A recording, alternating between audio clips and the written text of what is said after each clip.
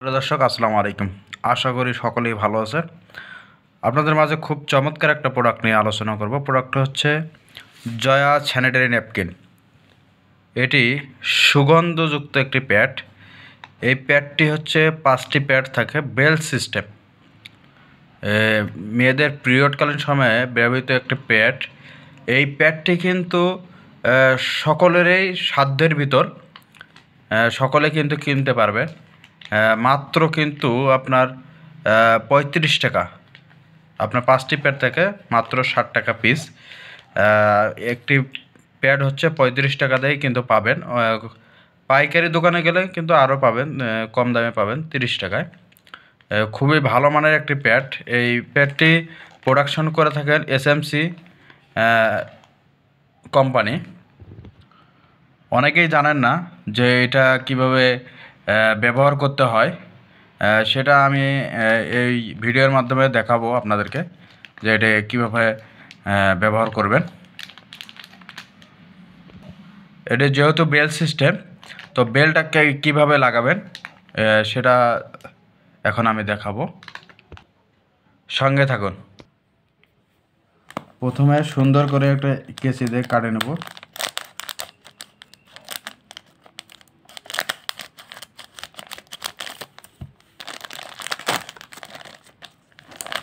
কেটে নিয়েছি।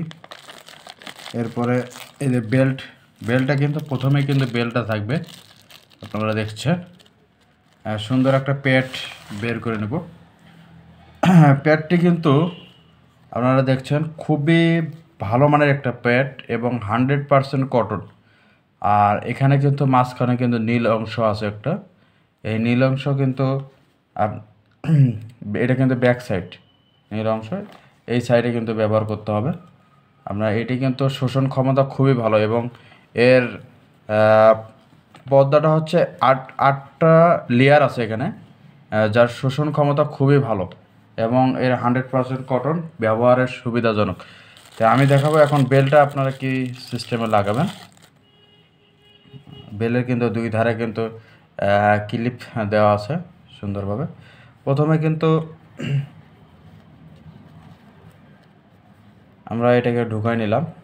নেওয়ার পর সাইডটা কিন্তু গিট দিয়ে নেবেন। আর অবশ্যই প্যাডটি স্পর্শ করার আগে কিন্তু হাত ভালোভাবে পরিষ্কার করে নেবেন। গিট দিয়ে নেবেন দুই পাশে। এতে গিট দিয়ে নিলাম যাতে করে যেন খুলে না যায়। আপনারা যে সিস্টেমে লাগাতে চান সেই সিস্টেমে লাগাতে পারবেন।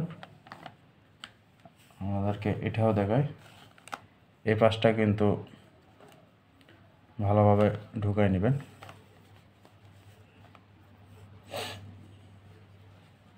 সেমভাবে কিন্তু এটাও গিট দিয়ে নেবেন। গিট দিয়ে নিলে কী হবে, এটা কিন্তু খুলে যাওয়ার ভয় থাকবে না।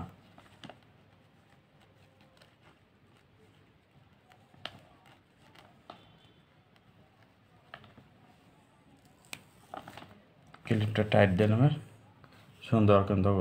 সুন্দর করে কিন্তু লাগানো হয়েছে, আপনারা দেখছেন। এভাবে কিন্তু ব্যবহার করবেন। আর এটি ব্যবহার 6 ঘন্টার কিন্তু 6 ঘন্টার বেশি ব্যবহার করা উচিত না। ব্যবহারের পর এটি বাথরুমের প্যানে বা কমোডে ফেলবেন না, আপনার নির্দিষ্ট স্থানে বা ডাস্টবিনে ফেলবেন।